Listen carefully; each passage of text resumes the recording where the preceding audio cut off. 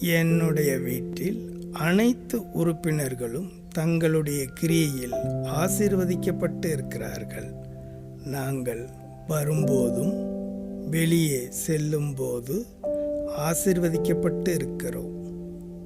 என்னுடைய பிள்ளைகள் தேவனுடைய வார்த்தையை கற்றுக்கொள்வதிலும் ஜெபிப்பதிலும் ஆர்வம் கொண்டுள்ளனர்.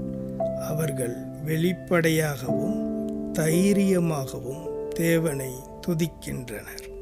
தேவனுடைய வார்த்தையின்படி என்னுடைய பிள்ளைகள் சரியான தெரிந்து கொள்ளுதலை செய்கிறார்கள். என்னுடைய பிள்ளைகள் அனைவருக்கும் நல்ல கிறிஸ்தவ நண்பர்கள் உண்டு.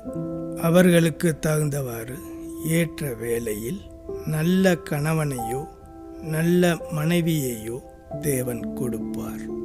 என்னுடைய மகனுக்கு அழகான தோற்றம் உண்டு. அவன் கலக குணம் படைத்தவன் அல்ல.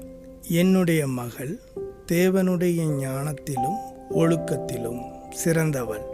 அவள் பலன் நிறைந்தவளாக இருக்கிறாள். நான் கொடுப்பவன் பெற்றுக்கொள்வதை காட்டிலும் கொடுப்பதே மிகுந்த ஆசீர்வாதமாகும். நான் கொடுக்க ஆவல் கொண்டுள்ளேன்.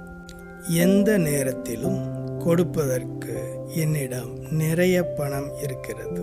நேரடியாக பேசுவதற்கும் தொலைபேசி மூலம் உரையாடுவதற்கும் கடிதம் மூலம் தொடர்பு கொள்வதற்கும் ஒவ்வொரு நாளும் போதிப்பதற்கான அழைப்பை நான் பெறுகிறேன். நான் செழிப்புள்ளவனாக இருக்கிறேன். நான் கை வைக்கிற எதுவும் செழிப்பை தருகிறது. ஆன்மீகம், பணம், மனம், சமூகம் ஆகியவற்றை அடக்கிய என்னுடைய வாழ்வின் எல்லா பகுதியிலும் எனக்கு செழிப்பு உள்ளது. எனக்கு சொந்தமான எல்லாவற்றிற்கும் உரிய பணத்தை செலுத்தி அவற்றை சொந்தமாக்கி உள்ளேன்.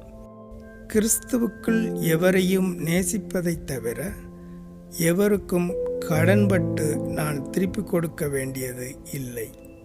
நான் கிறிஸ்துவின் சரீரமாய் இருக்கிறேன்.